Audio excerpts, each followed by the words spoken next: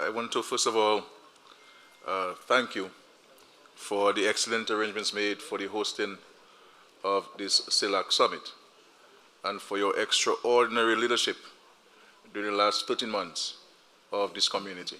And so we place on record our deep appreciation for your leadership.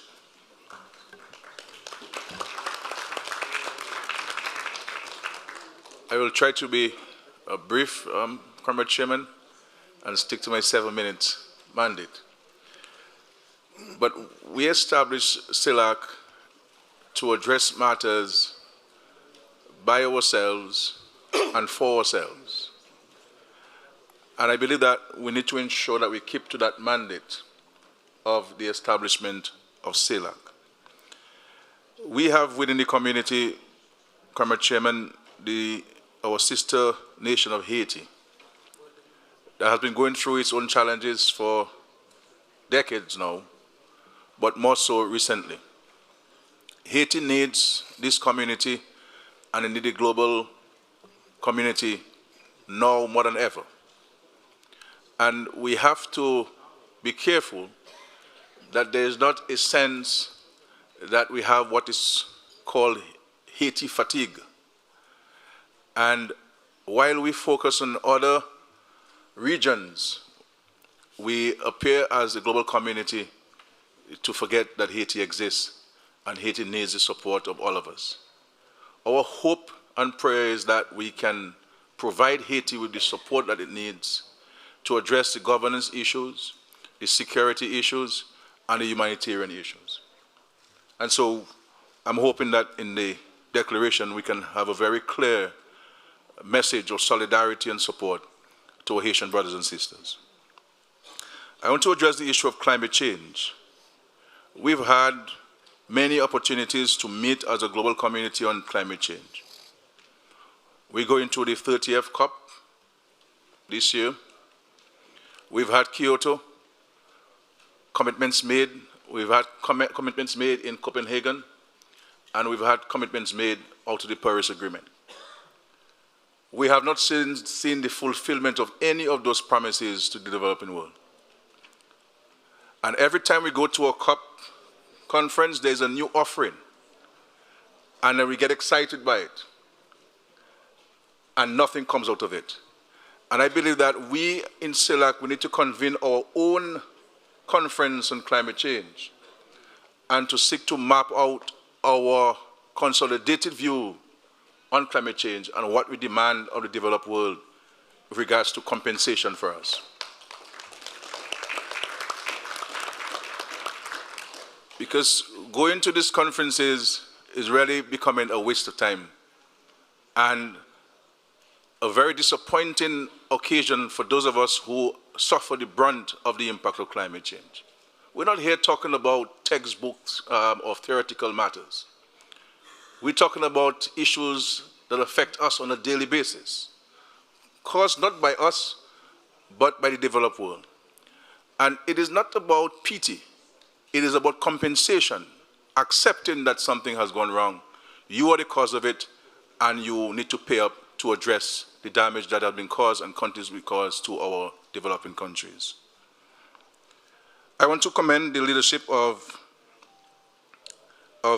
Venezuela and Guyana for agreeing on the Agile Declaration. I'm happy to know that you've had a first meeting of foreign ministers and that there'll be follow-up discussions about, with regards to your challenge. I am satisfied that with these two countries and the leadership of these two countries, that we will never see an occasion for any military action by either.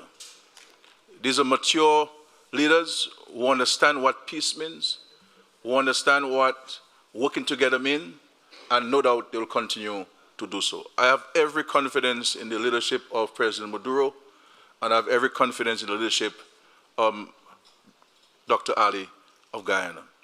And we will continue to work with them towards a resolution to their sovereign issues. And of course, I have confronted President Ali on the presence of foreign military assets in the waters of Guyana. And he is assured me, and I believe him, that they're really there for drug interdiction. And we hope this continues to be the case. I want to say to us also that we need to give strong support to the Bridgetown Initiative. That CELAC needs to call for a dramatic change in how the international financial institutions operate. While the resources are available, the procurement processes of accessing those resources are prohibitive and prolonged. And by the time you receive those resources, the issue would have gotten much worse than when you apply for those resources. And every country who has a role to play in addressing those changes, they say they all agree. They agree. But how do we turn that agreement into practical and pragmatic actions?